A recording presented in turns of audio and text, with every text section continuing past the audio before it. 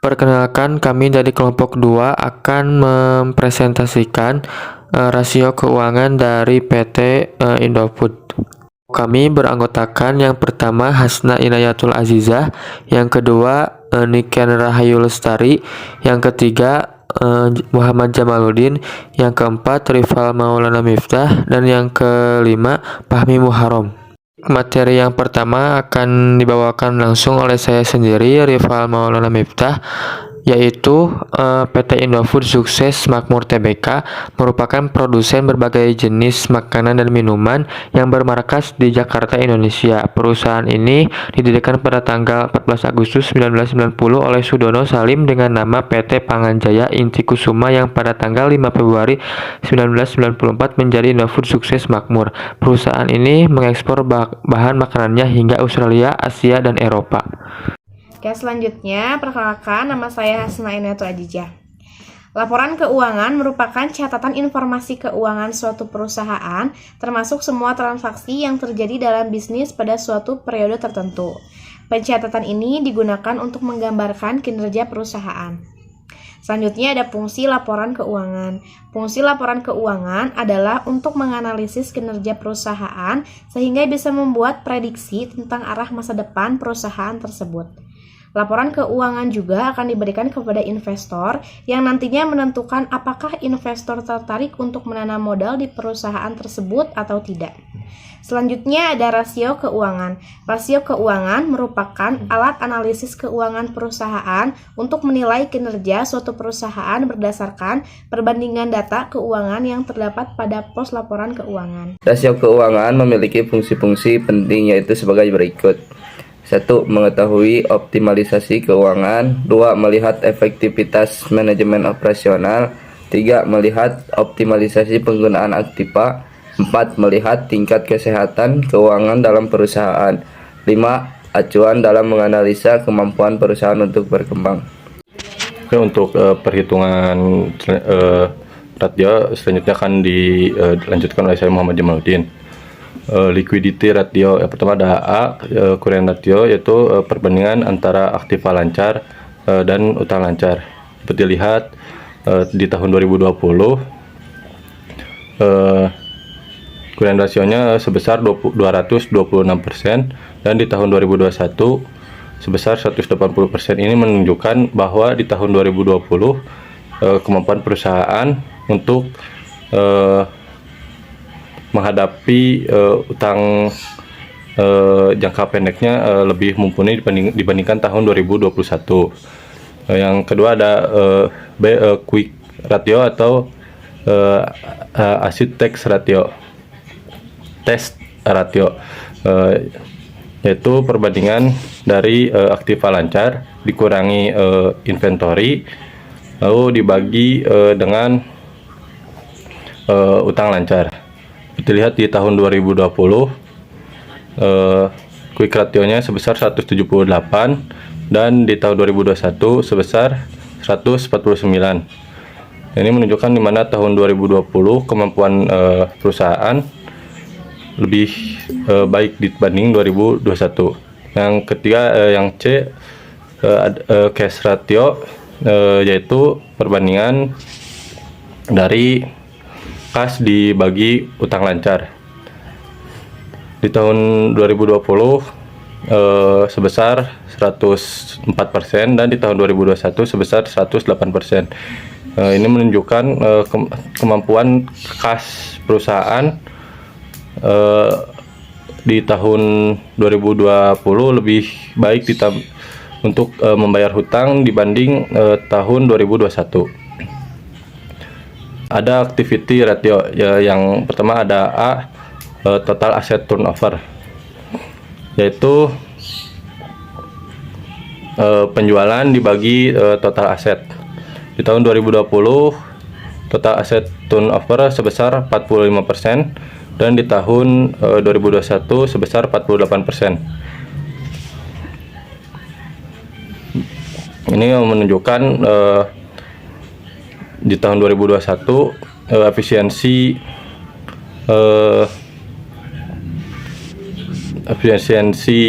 perusahaan untuk dalam menggunakan sumber dayanya lebih baik dibanding tahun 2020. Yang kedua ada B, receivable turnover, yaitu pembagian dari penjualan dibagi piutang usaha. Di tahun 2020 sebesar 884% dan di tahun 2021 sebesar 887%. Ini menunjukkan di tahun 2021 kemampuan perusahaan untuk menggunakan piutang dan di penjualannya lebih besar dibanding tahun 2020. Yang ketiga ada C, day sales in receivable. Ini menunjukkan kemampuan perusahaan dalam rata-rata berapa hari piutang dapat tertagih. Di sini di tahun 2020 ada 41,29 hari atau dibulatkan jadi 41 hari, dan di tahun 2021 ada 41,15 hari itu dibulatkan jadi 41 hari. Di sini di kedua tahun ini perusahaan sama-sama sebanding dalam rata-rata pengambilan rata-rata hari pengambilan piutangnya. Yang keempat ada D, inventory turnover, yaitu perbandingan dari harga pokok penjualan dibagi persediaan. Di tahun 2020 inventory turnover sebesar 641% dan di tahun 2021 sebesar 624. Ini di tahun 2021 dana berputar lebih baik dibandingkan tahun 2020. Yang kelima ada E, fixed asset turnover, yaitu perbandingan dari penjualan dibagi aktiva tetap bersih. Di tahun 2020 sebesar 56% dan di tahun 2021 sebesar 67%. Di tahun 2021 kemampuan perusahaan memanfaatkan aktiva tetapnya lebih baik daripada tahun 2020. Ada financial leverage ratio atau solvency ratio. Yang pertama ada A, debt to total asset ratio atau debt ratio, yaitu perbandingan dari total utang dibagi total aktiva. Tahun 2020 sebesar 51% dan di tahun 2021 sebesar 54%. Namun di tahun 2021 resiko perusahaan lebih besar dibanding tahun 2020. Yang kedua ada B, debt to equity ratio, yaitu perbandingan dari penjualan dari total utang dibagi modal sendiri, total modal sendiri. Di tahun 2020 sebesar 106% dan di tahun 2021 sebesar 116%. Di tahun 2021 resiko perusahaan untuk membayar hutangnya lebih besar dibanding tahun 2020.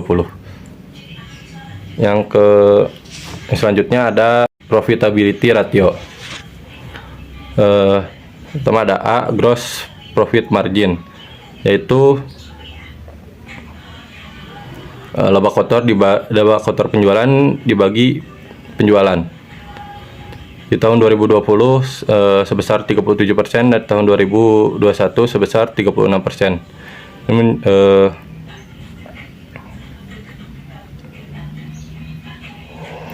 Di tahun 2020 kemampuan perusahaan dalam menekan kenaikan harga pokok lebih baik dibanding tahun 2021.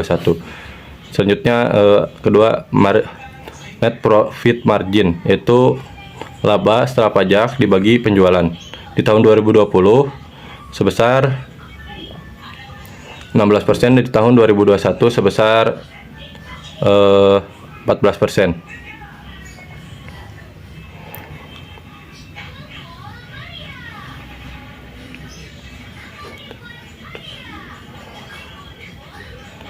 Di tahun 2020, laba bersih yang dihasilkan dari setiap rupiah penjualan lebih besar dibanding tahun 2021. Selanjutnya yang ketiga ada operating profit margin, yaitu pembagian dari laba operasi dibagi penjualan. Di tahun 2020 sebesar 21%, di tahun 2021 sebesar 17%.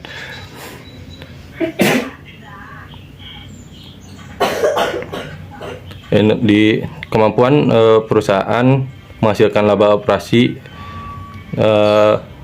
dari penjualan tunai di tahun 2020 lebih baik dibanding tahun 2021. Selanjutnya ada return on asset, yaitu pembagian dari laba bersih earn after tax dibagi total aset.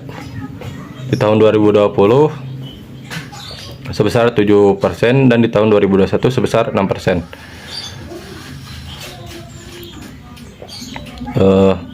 Tahun 2020 kemampuan perusahaan untuk menghasilkan laba bersih dari aset yang dimiliki lebih baik dibandingkan tahun 2021. Yang kelima ada return on equity atau ROE, yaitu pembagian dari laba bersih dibagi modal sendiri. Di tahun 2020 sebesar 15% dan di tahun 2021 sebesar 14%.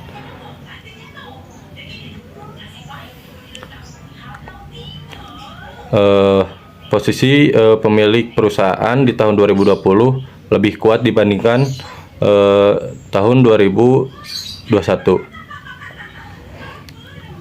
Yang ke-6 ada earning per share, yaitu laba bersih dibagi jumlah lembar saham. Di tahun 2020 sebesar 565 dan di tahun 2021 sebesar 548.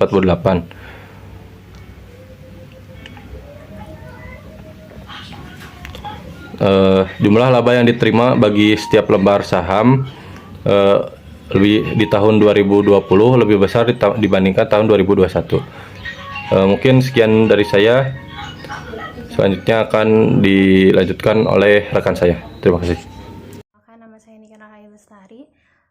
Untuk pemaparan selanjutnya adalah kesimpulan yang akan dibacakan langsung oleh saya sendiri. Dari hasil perhitungan rasio untuk laporan keuangan PT Indofood yang telah kami lakukan, dapat disimpulkan bahwa perusahaan ini mengalami penurunan dari tahun 2020 ke tahun 2021. Dihitung dalam probabilitas ratio dan dari solvency ratio, di mana tahun 2021 lebih tinggi resiko dibanding tahun 2020. Dalam perhitungan activity ratio pada tahun 2021, perusahaan ini memiliki kemampuan untuk memanfaatkan sumber daya yang dimiliki perusahaan lebih baik dibanding tahun 2020.